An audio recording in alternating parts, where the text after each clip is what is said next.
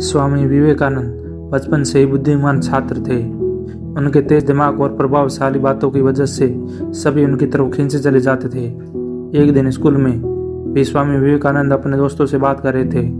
बातों ही बातों में स्वामी विवेकानंद उन सबको एक कहानी सुनाने लगे। उनके दोस्तों को ये कहानी अच्छी लग रही थी, इसलिए सभी ध्यान से सुन रहे थे। विवेकानंद कहानी सुनाने में और उनके दोस्त सुनने में इतना खो गए कि किसी को पता ही नहीं चला कि कब मास्टर जी क्लास में आ गए।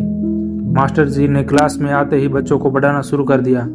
आगे बैठे बच्चे उन्हें देखकर सुन रहे थे कि कुछ ही देर में मास्टर जी के कानों में विवेकानंद जी की हल्की आवाज़ पहुंची। उन्होंने ऊंची आवाज़ में पूछा कि कक्षा में कौन बातें कर रहा है। वहां मौजूद अन्य छात्रों ने विवेकानंद और उनके दोस्तों की ओर इशारा कर दिया। यह जानकर टीचर को गुस्सा आया।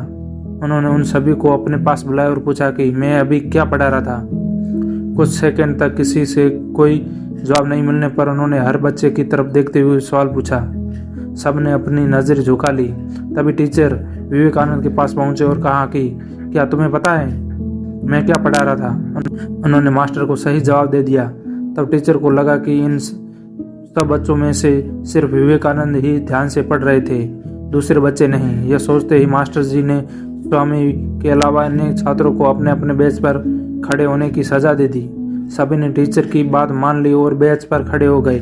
कुछ ही देर में स्वामी विवेकानंद अपनी सीट में जाकर बेंच पर खड़े हो गए। स्वामी को बेंच पर खड़ा देखकर मास्टर जी ने कहा कि मैंने तुम्हें सजा नहीं दी है, तुम बैठ जाओ।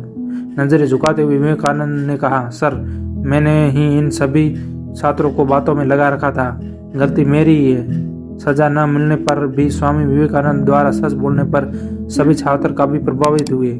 कहानी से सीख, जीवन में हमेशा सच बोलना चाहिए।